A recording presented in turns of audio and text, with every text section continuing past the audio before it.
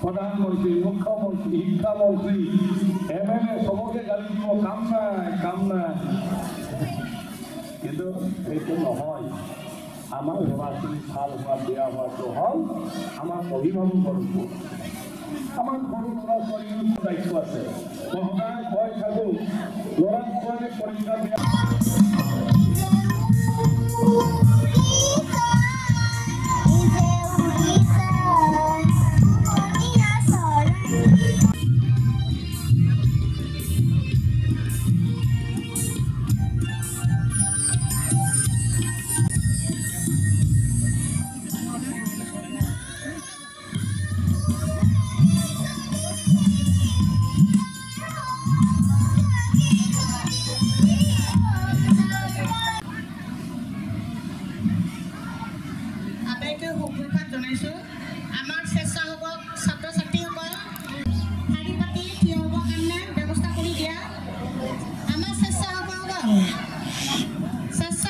আমাৰ টংলা বালিকা উচ্চ বিদ্যালয়ৰ সোণালী জয়ন্তীৰ আজি তৃতীয় দিন আজি তৃতীয় দিনৰ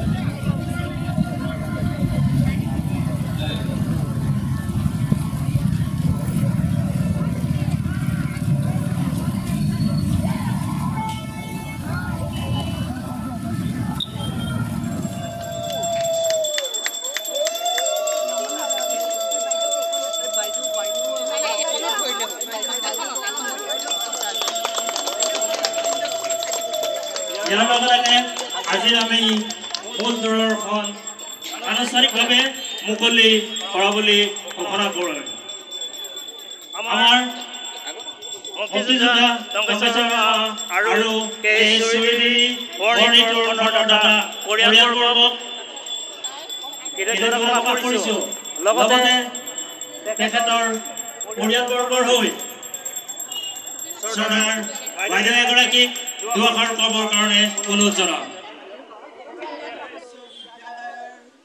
সোণালী জয়ন্তী উদযাপন সমিতিৰ সভাপতি প্ৰমুখ্যে বিষয়ববীয়াসকল, এই বিদ্যালয়ৰ প্ৰধান শিক্ষয়িত্ৰী প্ৰমুখ্যে শিক্ষক শিক্ষয়িত্ৰী কৰ্মচাৰীবৃন্দ, এই অঞ্চলৰ গণ্যমান্য গুণী জ্ঞানী উপস্থিত লোকসকল, মই সকলোকে মই টংকেশ্বৰ শৰ্মা আৰু কেশৰী দেৱীৰ পৰিয়ালৰ ফালৰ পৰা আপোনালোকক সশ্ৰদ্ধ প্ৰণাম জনাইছোঁ আৰু মৰমৰ ছাত্ৰ ছাত্ৰীসকলক মোৰ চেনেহ যাচিছোঁ। আজি এটা অতি আনন্দৰ দিন যে এই টংলা বালিকা উচ্চ বিদ্যালয় 50 বছৰ পূৰ কৰিলে। আজি 50 বছৰে এই বিদ্যালয়ৰ পৰা ছাত্ৰীসকল বৰ্তমান ছাত্ৰবিলাককো নামভৰ্তি কৰিছে। এই ছাত্ৰীসকল দলে দলে ওলাই গৈ উপযুক্ত নাগৰিক হিচাপে গঢ়ি উঠি আমাৰ ৰাজ্য তথা আমাৰ দেশৰ একোজন নাগৰিক হিচাপে আমাৰ দেশলৈ অৰিহণা যোগাই আহিছে। আজি অতি আনন্দৰ দিন। আজি এই আনন্দৰ মুহূৰ্তত মই সকলোকে অভিনন্দন জনাইছোঁ, শুভেচ্ছা জ্ঞাপন কৰিছোঁ। আশা কৰিছোঁ আগলৈও এনেকৈ এই বিদ্যালয়খন উন্নতিৰ পথত আগবাঢ়ি যাব আৰু আমি সকলোৱে আমাৰ সমাজে আমাৰ দেশে আমাৰ উপযুক্ত নাগৰিক আমি পাম। আজি সোণালী জয়ন্তীৰ আজি প্ৰথম দিন আৰু আশা ৰাখিছোঁ আজি এই আৰু বাকী দুদিন আৰু আজি সৈতে 3 দিন অতি সুচাৰুৰূপে সফল হৈ এই সোণালী জয়ন্তী ৰূপায়ণ হ'ব। আৰু আমাক আজি মাতি আনি এনেকৈ সন্মান জনোৱাৰ বাবে আপোনালোকক ধন্যবাদ জ্ঞাপন কৰিছোঁ, কৃতজ্ঞতা জ্ঞাপন কৰিছোঁ। টংলা হাইস্কুল বালিকা উচ্চ বিদ্যালয় সদায় উচ্চ শিৰে চিৰদিন জীয়াই থাকক আৰু আগবাঢ়ি যাওক, ইয়াকে কামনা কৰিছোঁ। আপোনাৰ সকলোলৈকে সশ্ৰদ্ধ প্ৰণাম জনাইছোঁ আমাৰ ফালৰ পৰা। নমস্কাৰ।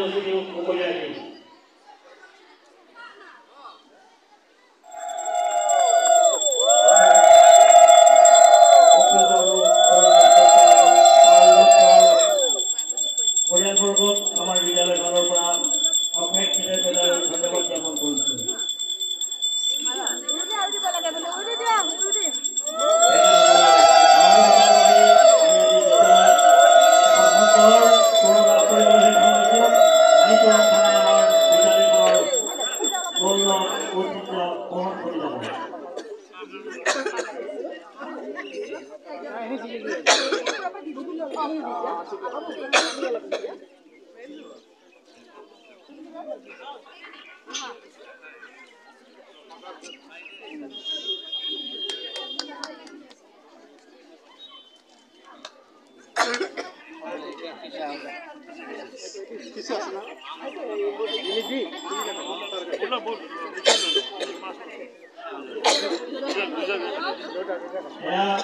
আমাৰ মুক্তিযোদ্ধা তৰুণ আৰু পৰমদত্ত সভাপতি বিজয়নগৰ তেখেতৰ পৰিয়ালবৰ্গই সুসঞ্চয় কৰিলে। আমি আজি এই ভিডিঅ'খন মুকলি কৰা মুক্তিযোদ্ধা তৰুণ দত্ত আৰু পৰম দত্তৰ পৰিয়ালবৰ্গৰ হৈ এজনক দুআষাৰ ৰাখিবৰ কাৰণে বিনয় আগবঢ়াই অনুৰোধ জনালোঁ।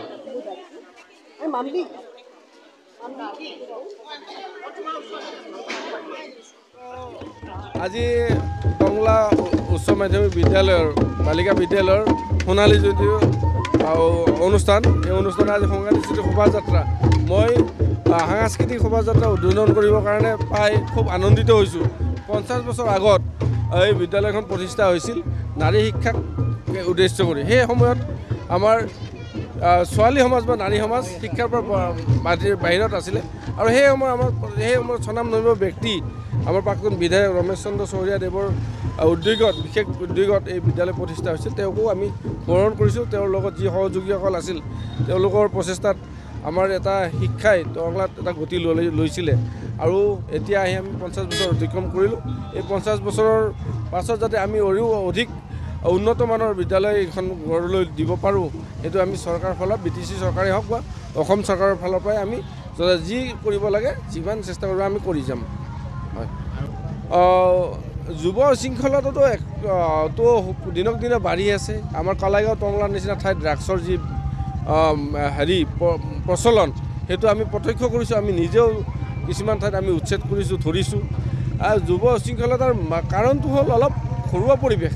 মই সেইকাৰণে প্ৰত্যেক সভা সমিতিত কওঁ মানে নিজৰ সন্তান আপোনাৰ সন্তান ক'ত গৈছে এই গাৰ্জেনে চকু দিব লাগে। গাৰ্জেনৰ ওপৰত বহুতখিনি নিৰ্ভৰ কৰে। সস্তীয়া পইচা বা লাখ বুলিলে যি বাইক গাড়ী সেইবিলাক যাতে নিদি নিজৰ ল'ৰা ছোৱালীয়ে কি কৰি আছে সেইটো যাতে নজৰ দিয়ে। মই অভিভাৱকসকলক অনুৰোধ জনাইছোঁ তেওঁলোকৰ ল'ৰা ছোৱালী ক'ত যায় কি কৰে অলপ নজৰ দিবৰ কাৰণে। আমাৰ প্ৰশাসনৰ ফালৰ পৰাই হওক চৰকাৰৰ ফালৰ পৰাই আমি যিমান পাৰোঁ কৰি আছোঁ, কিন্তু অকল চৰকাৰ বা প্ৰশাসনক আশা থাকি কৰিলে নহ'ব। নিজৰ ঘৰৰ গাৰ্জেনেও অলপ এই বিষয়ত নজৰ দিব লাগে। এতিয়া আমাৰ সকলোৰ কাৰণে গৌৰৱৰ কথা যে যিটো আমাৰ টংলা বালিকা উচ্চ বিদ্যালয় আছে, হাইস্কুল আছে, এই হাইস্কুল 50 বছৰ কমপ্লিট হ'ল আৰু আজি ইয়াত স্বৰ্ণ জয়ন্তী পালন কৰি আছে। আৰু সেই স্বৰ্ণ জয়ন্তী পালনৰ দ্বাৰা মই ভাবোঁ আমাৰ বিগত 50 বছৰৰ যিটো শিক্ষা ব্যৱস্থা আৰু তাৰ পৰা কি হ'ল কি নহ'ল, কেতিয়া কোনে কি পদক্ষেপ লয়, কেতিয়া ভাল হৈছিলে, কেতিয়া ক'ৰবাত কিবা এটা অকণমান ভুলৰ কাৰণে অলপ বেয়া হৈ গৈছিলে, এইবিলাক নিশ্চয় চৰ্চা হৈছে। আৰু সেই অভিজ্ঞতাৰ দ্বাৰা আহি থকা দিনটোত কেনেকৈ শিক্ষাৰ পৰিৱেশটো গঢ়িব পাৰে আৰু আজি নতুন নতুন পাঠ্যক্ৰমক লৈ ফালে যিবিলাক মানে আপোনাৰ কি কয় জব অৰিয়েণ্টেড মানে এডুকেশ্যন আছে, শিক্ষা আছে, তালৈ আমাৰ ছোৱালীবিলাকক কেনেকৈ পঠাব পাৰে এই বিষয়ে নিশ্চয় ইয়াত এটা সিদ্ধান্ত হ'ব আৰু সেইটো লৈ ফালে আহি থকা দিনটোত নতুনকৈ কাম কৰিব। আমাৰ ভাল কথা আজি অসম চৰকাৰৰ পৰা ডক্টৰ হিমন্ত বিশ্ব শৰ্মা ডাঙৰীয়া আমাৰ সকলোৰে শ্ৰদ্ধাৰ তেখেতৰ মৰমৰ কাৰণে এইখন বিদ্যালয়ৰ বাবে আমাৰ প্ৰায় 8 কোটি টকা আমি মঞ্জুৰি পালোঁ, টেণ্ডাৰ হ'ল আৰু সেইখন মানে নতুন গৃহ হোৱাৰ পিছত মই ভাবোঁ ইয়াত এটা ভাল শিক্ষাৰ পৰিৱেশ এটা গঢ়ি উঠিব। আহ্বান এইটোৱে আজিকালি দিনটো সহজো হয় বহুত টানো হয়, জীৱনটো যদি কাম কৰি খায় তো বহুত সুবিধা আছে আৰু যদি কম্পিটিটিভ লাইনটোত যাই ফালে আনৰ লগত কম্পিট কৰি কিবা এটা পাব খোজে তেতিয়াতো বহুত হাৰ্ড ৱৰ্ক কৰিব লাগিব, বহুত ভালদৰে অধ্যয়ন কৰিব লাগিব। কিন্তু আমাৰ ল'ৰা ছোৱালীক মাত্ৰ কৈ থাকিলে নহ'ব। ছাত্ৰ অৱস্থাত ল'ৰা ছোৱালীতকৈ অভিভাৱকে বেছি চিন্তা কৰিব লাগে যে তেওঁৰ ল'ৰা তেওঁৰ ছোৱালীক মানে কোনটো লাইনটোত লৈ যাব আৰু তাৰ কাৰণে সৰুৰে পৰা তেওঁক কি ধৰণৰ মানে সুযোগ সুবিধাবিলাক কৰি দিব লাগে। গতিকে অভিভাৱকৰে বেছি দায়িত্ব। গতিকে অভিভাৱকে যদি নিজৰ ল'ৰা ছোৱালীক নিজে সিদ্ধান্ত লয় যে মই সেইটো লাইনটোত পঠাম তেতিয়া চবে সফল নোহোৱাৰ কোনো কথা নাই। আৰু বিদ্যালয়বিলাকক তেতিয়া ল'ৰা ছোৱালীক ঘৰৰ গাৰ্জেনৰ যদি গাইডেন্স থাকে তেতিয়া তেওঁলোকক শিক্ষা দান কৰাৰ ক্ষেত্ৰত বহুতখিনি সহায় হ'ব।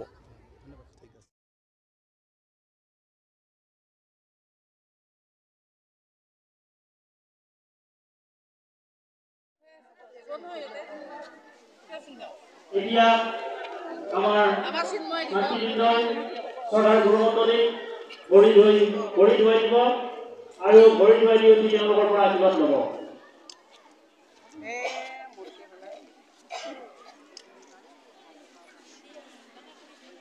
আমি আশা কৰিছোঁ আমাৰ এই বিদ্যালয়খনৰ সোণালী জয়ন্তী উৎসৱটি তিনিদিনীয়া বৰ্ণাঢ্য কাৰ্যসূচীৰে উদযাপন কৰিছোঁ।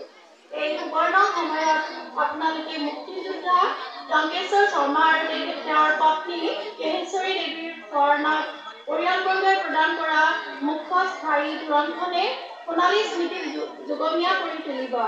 এই মহানুভৱতাৰ বাবে আপোনালোকৰ ওচৰত আমি উদযাপন সমিতি আজীৱন ঋণী হৈ ৰ'লো। আপোনালোকৰ এই বদান্যতাৰ বাবে এই শলাগনি পত্ৰ প্ৰদান কৰিলোঁ। প্ৰভু ভগৱন্তই আপোনালোকৰ পৰিয়ালবৰ্গক সুস্বাস্থ্য আৰু দীৰ্ঘায়ু প্ৰদান কৰক। ইতি দিলীপ কুমাৰ দত্ত, কাৰ্যকৰী সভাপতি মৃদুলা চহৰীয়া, সভাপতি কনক চন্দ্ৰ নাৰ্জাৰী, সম্পাদক দিনাংক 22/11/2024, সোণালী জয়ন্তী উদযাপন সমিতি, টংলা বালিকা উচ্চ বিদ্যালয়। নমস্কাৰ।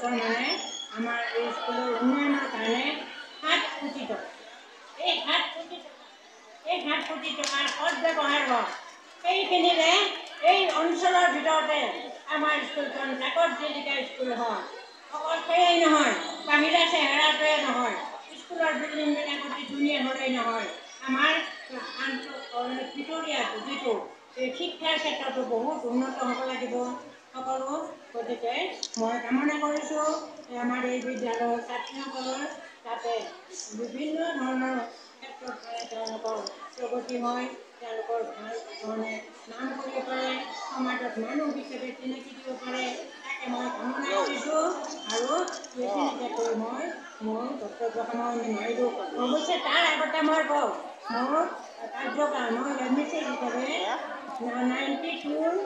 1992 চনৰ মই জুলাই মাহৰ পৰা মই কাৰ্যনিৰ্বাহ কৰি 2003 চনৰ ছেপ্টেম্বৰৰ 30 তাৰিখে মই ৰিটায়াৰ দিছোঁ মোৰ কাৰ্যকালত মাধৱ ৰাজবংশীদেৱ কংগ্ৰেছৰ নামঘৰত তেখেতে এটা অনুদান দিছিল